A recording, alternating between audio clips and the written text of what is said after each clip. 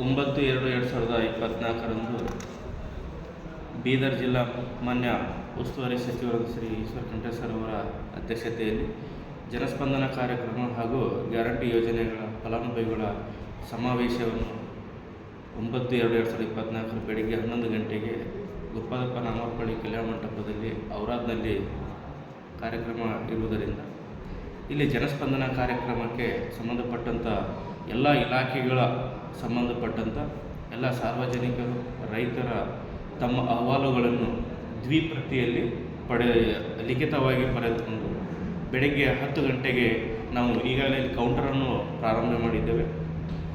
ಸದರಿ ಕೌಂಟರ್ನಲ್ಲಿ ದ್ವಿಪ್ರತಿಯಲ್ಲಿ ತಮ್ಮ ಅಹವಾಲನ್ನು ಸಲ್ಲಿಸಿ ಅಲ್ಲಿ ಒಂದು ದಾಖಲೆಯನ್ನು ಮಾಡಿಕೊಳ್ಬೋದು ಮತ್ತು ಲಿಖಿತವಾಗಿಯೇ ತಮ್ಮ ಅಹವಾಲುಗಳನ್ನು ಕೊಟ್ಟರೆ ನಾವು ಸಂಬಂಧಪಟ್ಟಂಥ ಇಲಾಖೆಯ ಅಧಿಕಾರಿಗಳ ಮೂಲಕ ಅಲ್ಲೇ ತಮಗೆ ಮಾಹಿತಿಯನ್ನು ಒದಗಿಸಿಕೊಡಲಾಗುವುದು ಮತ್ತು ಮಾನ್ಯ ಉಸ್ತುವಾರಿ ಸಚಿವರ ನೇತೃತ್ವದಲ್ಲಿ ನಡೆಸಿದ ಈ ಕಾರ್ಯಕ್ರಮದಲ್ಲಿ ತಮ್ಮ ಅಹವಾಲುಗಳಿಗೆ ಸಂಬಂಧಪಟ್ಟಂಥ ಇಲಾಖೆಗಳ ಮೂಲಕ ಕೆಲಸ ಕಾರ್ಯ ಮಾಡಲಿಕ್ಕೆ ಅನುಕೂಲವಾಗುತ್ತದೆ. ಈ ಅಹವಾಲುಗಳು ಸಲ್ಲಿಸಿದ ನಂತರ ಯಾರ್ಯಾರು ಸಾರ್ವಜನಿಕರು ಮತ್ತು ರೈತರು ತಮ್ಮ ಅಹವಾಲುಗಳು ಏನು ಸಲ್ಲಿಸ್ತಾ ಇದ್ದಾರೆ ತಮಗಾಗಿ ವಿಶೇಷವಾಗಿ ಸಭಾಂಗಣದ ಮುಂಭಾಗದಲ್ಲಿ ಕುರ್ಚಿಯನ್ನು ನಾವು ಸ್ಥಳಾವಕಾಶ ಮಾಡಿಕೊಟ್ಟಿರ್ತೇವೆ.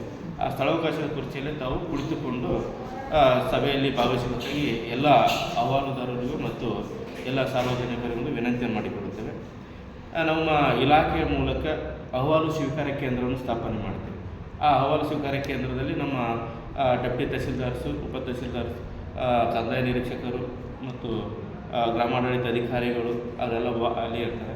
ಅಲ್ಲಿ ನಮ್ಮ ಟೀಮ್ ಇರುತ್ತೆ. ಆ ಟೀಮ್ನಲ್ಲಿ ತಮ್ಮ ಅಹವಾಲನ್ನು ಸಲ್ಲಿಸಿದರೆ ಅಲ್ಲಿ ಕ್ರಮ ಸಂಖ್ಯೆ ಅನುಗುಣವಾಗಿ ನಾವು ದಾಖಲೆಯನ್ನು ಮಾಡಿಕೊಡುತ್ತೇವೆ. ಅದೇ ಕ್ರಮ ಸಂಖ್ಯೆ ಅನುಸಾರವಾಗಿಯೇ ಮಾನ್ಯ ಸಚಿವರು ಸಂಬಂಧಪಟ್ಟಂಥ ಇಲಾಖೆಗಳಿಗೆ ಸೂಚನೆ ನೀಡಿ ತಮ್ಮ ಸಮಸ್ಯೆಗಳಿಗೆ ಪರಿಹಾರವನ್ನು ಸ್ಥಳದಲ್ಲಿ ಒದಗಿಸಿಕೊಳ್ಳೋಕ್ಕೆ ಅವಕಾಶವಾಗುತ್ತೆ. ಇದ್ರ ಜೊತೆಗೆ ಗ್ಯಾರಂಟಿ ಯೋಜನೆಗಳು ಈಗಾಗಲೇ ಜಾರಿಯಲ್ಲಿದ್ದಾವೆ. ಶಕ್ತಿ ಯೋಜನೆ, ಗೃಹ ಜ್ಯೋತಿ ಯೋಜನೆ, ಗೃಹಲಕ್ಷ್ಮಿ ಯೋಜನೆ, ಅನ್ನಭಾಗ್ಯ ಯೋಜನೆ ಮತ್ತು ಯುವ ನಿಧಿ ಯೋಜನೆ, ಒಟ್ಟು 5 ಯೋಜನೆಗಳ ಕುರಿತು 5 ಯೋಜನೆಗಳಿಗೆ ಪ್ರತ್ಯೇಕವಾಗಿ ನಾವು ಕೌಂಟರನ್ನು ತೆರಿತಾ ಇದ್ದೀವಿ.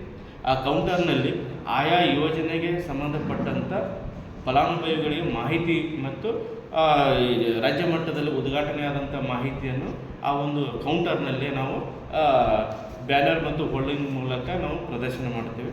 ಮತ್ತು ಆ ಇಲಾಖೆಗೆ ಸಂಬಂಧಪಟ್ಟಂಥ ಎಲ್ಲ ಮಾಹಿತಿಯನ್ನು ಇನ್ನೂ ಯಾರಿಗೆ ಸಿಕ್ಕಿರಲ್ಲ ಆ ಮಾಹಿತಿಯನ್ನು ಪಡೆದುಕೊಳ್ಳೋಕ್ಕೂ ಸಹ ಆ ಕೌಂಟರ್ನಲ್ಲೇ ಆಯಾ ಇಲಾಖೆ ಅಧಿಕಾರಿಗಳು, ಕಚೇರಿ ಸಿಬ್ಬಂದಿ ವರ್ಗದವರು ಮತ್ತು ಡಾಟಾ ಎಂಟ್ರಿ ಆಪರೇಟರ್ಗಳ ಮೂಲಕ ನಾವು ತಮ್ಮ ಅಲ್ಲಿ ಅರ್ಜಿಯನ್ನು ಸಲ್ಲಿಸಿ ಅದರ ಮುಂದಿನ ಕ್ರಮ ಕೈಗೊಳ್ಳೋಕ್ಕೂ ಸಹ ಈ ವ್ಯವಸ್ಥೆಯನ್ನು ಮಾಡಿಕೊಂಡಿದ್ದೇವೆ. ಆಯಾ ಪ್ರತಿಯೊಂದು ಕೌಂಟರಲ್ಲಿ 5 ಸಪ್ರೇಟಾಗಿ ಕೌಂಟರ್ಗಳನ್ನು ನಾವು ವ್ಯವಸ್ಥೆ ಮಾಡಿದ್ದೇವೆ. ಇಲ್ಲಿ ಸಾರ್ವಜನಿಕರು, ರೈತರು ಮತ್ತು ಫಲಾನುಭವಿಗಳ ಸಮಾವೇಶಕ್ಕೆ ಬರಲಿಕ್ಕೆ ಅನುಕೂಲಕ್ಕೋಸ್ಕರ, ಈ ಜನಸ್ಪಂದನ ಕಾರ್ಯಕ್ರಮಕ್ಕೆ ಅನುಕೂಲಕ್ಕೋಸ್ಕರ ಒಟ್ಟಾರೆಯಾಗಿ ನಮ್ಮ ಔರಾದ್ ತಾಲೂಕಿನಲ್ಲಿ 21 ಗ್ರಾಮ ಪಂಚಾಯತಿಗಳಿದ್ದಾವೆ. ಪ್ರತಿಯೊಂದು ಗ್ರಾಮ ಪಂಚಾಯತಿಗಳಿಂದ ಒಂದೊಂದು ಬಸ್ಸಿನ ವ್ಯವಸ್ಥೆಯನ್ನು ಮಾಡಿದ್ದೀವಿ.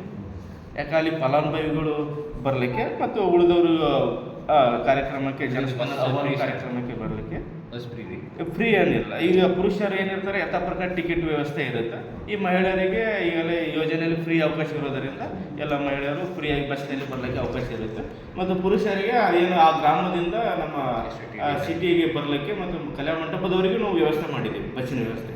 ಅಲ್ಲಿವರೆಗೂ ಏನು ಗೌರ್ಮೆಂಟ್ ನಿಗದಿಪಡಿಸಿದಂಥ ಮತ್ತು ಇಲಾಖೆ ನಿಗದಿಪಡಿಸಿದ ದರ ಏನಿರುತ್ತೆ ಆ ದರವನ್ನು ಪುರುಷರು ದರವನ್ನು ಟಿಕೆಟನ್ನು ಪಡೆದುಕೊಂಡು ಪ್ರಯಾಣ ಮಾಡ್ತಕ್ಕಂಥದ್ದು.